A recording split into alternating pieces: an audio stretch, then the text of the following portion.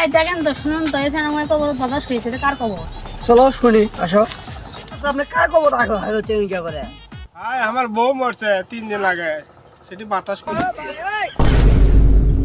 ভাই আপনি ভাবি কাছে ভালোবাসেন, মরে যাওয়ার পর আপনার কবর হাই করছেন গরম না লাগে?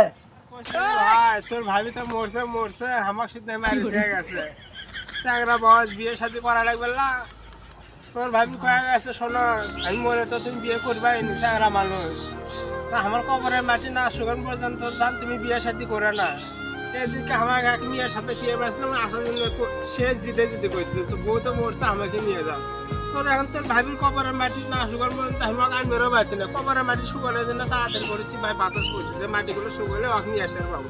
ভাই শুনেন আপনি যে কথা কইলেন ওই বিছন তো হবার না, বিছন তো কদিন মাটি শুকান আপনি বেডতে ফ্যান নিতে ফ্যান লাগা দেন তাতে শুকাবে।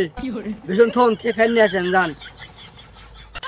বলি শোনা ঠিকই তো বসে, তাড়াতাড়ি জোরে যা ফ্যান নিয়ে আসি।